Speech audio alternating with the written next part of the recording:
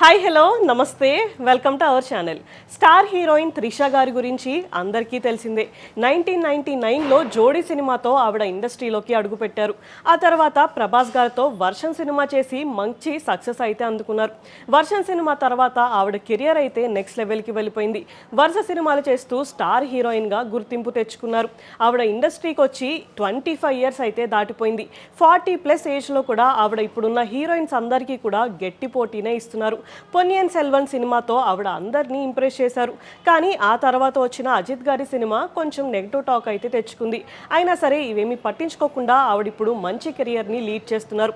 Present Chiranjeevi గారి విశ్వంబర సినిమాలో త్రిష గారు హీరోయిన్గా అయితే యాక్ట్ చేస్తున్నారు. అండ్ రెమ్యూనరేషన్ విషయంలో కూడా ఆవిడ ఇప్పుడున్న హీరోయిన్స్ అందరికీ గట్టి పోటీనే ఇస్తున్నారు. అయితే ఆవిడ ఇప్పుడు ఒక్కొక్క సినిమాకి 3 కోట్లు రెమ్యూనరేషన్ అయితే తీసుకుంటున్నారంట. లియో సినిమా తర్వాత ఆవిడ సినిమాకి 5 కోట్లు కూడా డిమాండ్ చేస్తున్నారు అని ఒక టాక్ అయితే వినిపించింది. అంతేకాకుండా ఆవిడ ఇప్పుడు కొన్ని బ్రాండ్స్కి అంబాసిడర్గా కూడా ఉన్నారు. సో ఇప్పుడు ఆ బ్రాండ్స్కి 1 ఇయర్ అగ్రిమెంట్కి ఆవిడ 9 కోట్లు అయితే ఛార్జ్ చేస్తున్నారంట.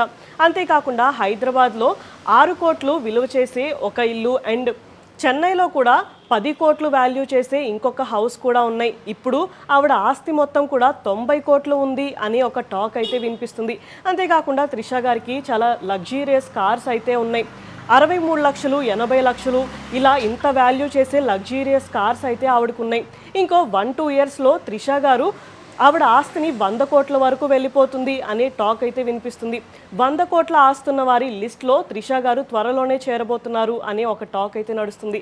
ఇలా త్రిష గారు ఇండస్ట్రీకి వచ్చి ఇన్ని ఇయర్స్ అయినా సరే ఇప్పుడున్న హీరోయిన్స్ అందరికీ కూడా గట్టి పోటీ ఇస్తూ మంచి సక్సెస్ఫుల్ కెరియర్ని అయితే లీడ్ చేస్తున్నారు. సో ఇప్పుడు నెక్స్ట్ సినిమాలు ఆవిడకి ఎలాంటి సక్సెస్ తెచ్చి పెడతాయో చూడాలి. ఇలాంటి వీడియోస్ కోసం మా ఛానల్ని సబ్స్క్రైబ్ చేసుకోండి. Thank you for watching.